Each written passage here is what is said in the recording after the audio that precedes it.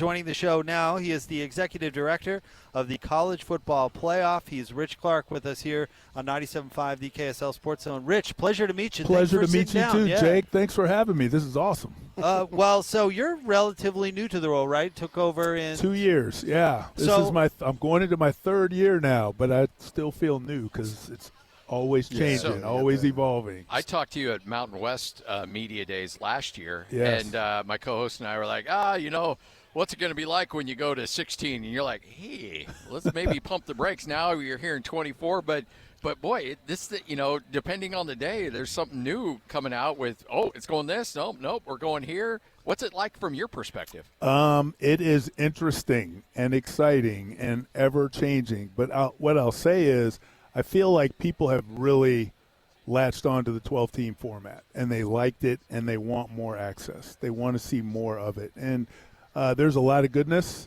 to it. I think the key is finding the right number, right? Is it 16? Is it 24? Or do we stay at 12?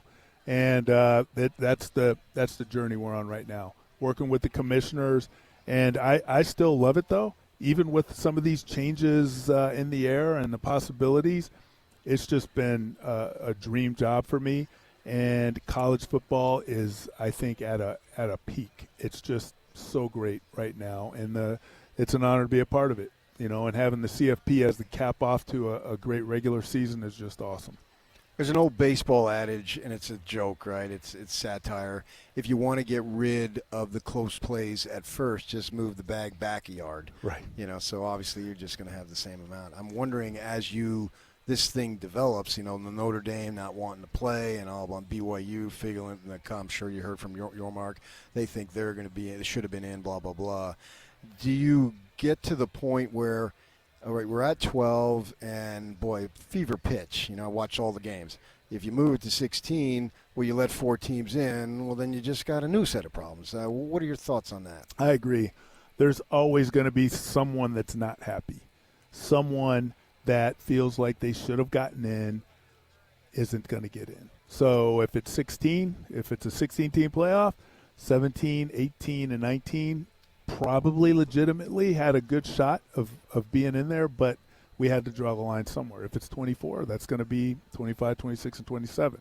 So I think you're never going to get to the point where you expand to where everybody's happy, but I think you have to find sort of that happy medium of how do we open the access up? Because last year we had 6 teams in the playoff that hadn't been in it before. We had 3 teams in the semifinals that hadn't been in a semifinal before. We like that. We like bringing new teams in. But you have to draw the line somewhere. And, the line's drawn at student health and safety. The line's drawn at how much time do we have to put games on TV? How much do we infringe upon the academic calendar? There's so many different things that matter and that we have to take into account. So we have to consider all those things. But you're right. There's always going to be someone that's not going to be happy. But that's part of the game. Talking about everybody's opinion on how many teams get in, does your television partner have an opinion, and how much does that matter? They absolutely do. They have an opinion on it, and we work with them. And there's some contractual things that we would have to abide by if we expand. But there is the mechanism in there for us to expand given our contract with ESPN. So it's something that we can do. We just have to work with them within the contractual bounds of it. All right, so this question is going to sound a little bit more aggressive than it's intended to be, but who do you work for? Is it the commissioners? Is it like who do you ultimately answer to as the director of the College Football Playoff? I answer to what we call the management committee, which is the 10 FBS Football Bowl subdivision commissioners and the athletic director of Notre Dame. So those 11 people form the management committee, and they are my direct bosses. And then above them is a strategic group called the Board of Managers. That's one president from each of those conferences, one university president from each of those conferences, and the president of the University of Notre Dame. They're the strategic board, more broad guidance, budgetary guidance, things like that. But the management committee is like day-to-day operations. How do we run the selection committee? What do the playoffs look like? What does the format look like? those are the things that the management committee does. So they're my bosses. So if the expansion issue isn't a Rich Clark decision, it's a management and that next level group. Thank goodness it is not a Rich Clark decision. It's really the management committee's decision. They have it. Format falls within their realm of responsibility, so it doesn't have to go to the board of managers, that higher group. It stays with the commissioners and the AD from Notre Dame. Yeah, you'd have to live undercover if that were the case. I know. I'd have to move every week. Protest outside your house. You know, we hear talk of, and it's I want to ask you as far as what level of concern, interest, facts, whatever it might be, that the Big 10 and SEC want to get together, and we heard Kirby Smart say, I wouldn't be opposed if we just broke off. How much of that is just talk? Well, I don't know. I can't say, from their perspective, how much is talk and how much is real desire or intent to pursue something. So far, that hasn't come to my level, to our level, that's in the works. But it's hard for me to know how much of that is actual. The point I'm thinking is it seems like they might have dissatisfaction with your organization because they didn't get a ninth team in or whatever it is.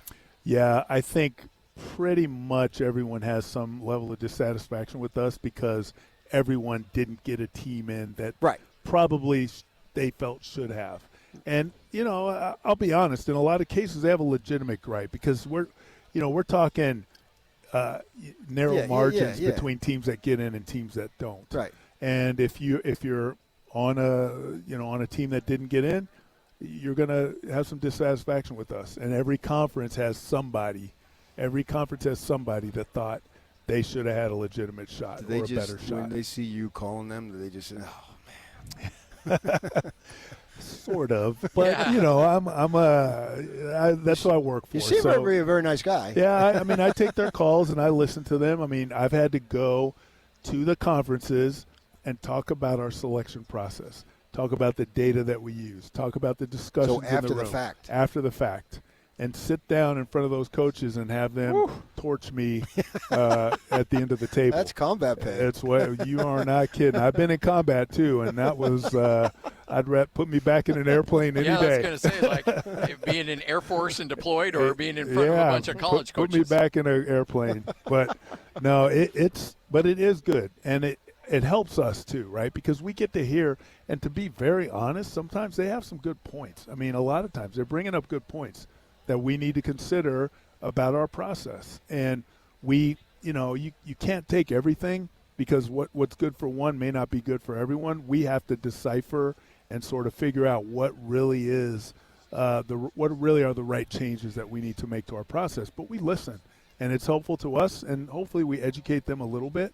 But again, they're usually a handful that are very unhappy and just want to know why. Why didn't we get in? Why didn't we make it?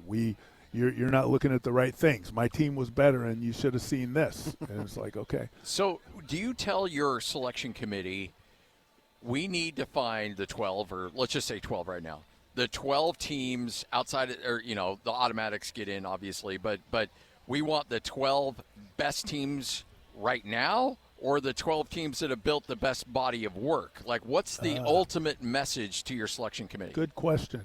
So the ultimate message is rank the 25 best teams, not the most deserving teams, not the teams that have the best brand. Rank the 25 best teams based on their body of work. Oh, based on their body of work for the entire season. Now, that's a bit nuanced because ultimately you're looking at their body of work, but you're putting them in the playoff now, and so that there's a nuance there. I think you're not discounting what they had done before, but if a team, let's just say, they started out really strong and they just kind of fell off the cliff, that matters. Or if they started out slow and they're having some momentum and they're on the rise, that matters too. So we look at all of that and we see what their progression has been, what everything in their season, what they have done, what has happened, and we take all of that into account. But it's a hard job. I mean, the selection committee members they're all experts. I mean, they're former coaches, former athletic directors, current athletic directors, journalists, former players. We bring them together, and they do their due diligence. They watch a lot of film. They look at a lot of data.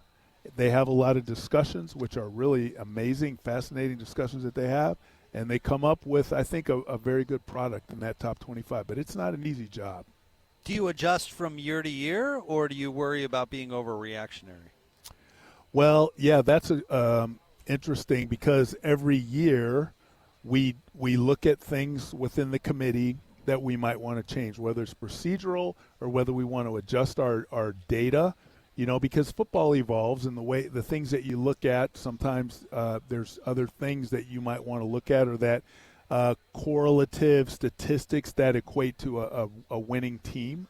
But we try not to knee-jerk, right? We try not to just make changes for the sake of change. We really want to be deliberate about it. We have data analytics experts that help us decipher that to see what's what kind of changes do we need to make, but they're very subtle.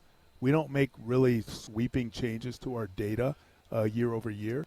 I think if you were to look at it 10 years ago, though, it's probably different than it was back then, because the game changes and there's other things that matter probably more. But one thing that we do is we make all of the data available to those selection committee members. They have hundreds of pieces of information that they can look at, and we make that available to them. They all look at the game in a different way. Coaches look at it differently than athletic directors, who look at it more differently than players. But we make it all available to them, and we try not to prescribe, you have to look at this or you have to look at that. It's use your expertise, and then you bring it to the table for discussion. And when everybody is legitimate about their discussion and they're open and honest, that's when you really have the richness of the selection process. What do you think is the timeline for 12 to 16 if it were to happen? So we have to have a decision by December 1st for not this coming year, but for the next season. Yeah. And that would be the soonest that we could implement. It may take longer to implement, if we made a change, but the earliest we could implement for a December 1st decision would be the following year. So that's kind of driving the deadline of a decision. And if we don't make it by December 1st, then we kick to next year and we re-engage. And so no decision is basically 12 teams. That's right. Which is sort of a decision in and of itself. Yeah, right. They're like, we're going to stay at 12. Right. We're not ready to move yet. Haven't settled all the questions we have, so we're going to stick at 12, and we'll readdress it later. Well, you don't have to say this publicly, but just tell us. What do you think? So it's just the four of us. All right, don't tell anybody. We're going 32. Yeah. Yeah, if only I knew. But they're 12, 16, 24 are legitimately on the table, and we just don't know. We don't know yet, but we're digging deep. Every time we meet with the commissioners, with the management committee, we answer a bunch of questions, we bring in some of our own data, we talk, we look, we discuss, and then there's 10 more questions, and we bring that. Right. And they are very deliberate. I mean, these are professionals, and they're not going to rush into a bad answer or a bad situation. I just wonder if we have like Democrats and Republicans. Well, the Big Ten says this. Well, then the SEC is going to say that, and then they just go back and forth. Man, I'm wondering if there can be some type of consensus. We're never going to agree with you, and then we have that in the world today. Right. Well, I think first the good thing is, and you kind of brought it up. If we don't have a decision, we're in a good place. We stick with 12.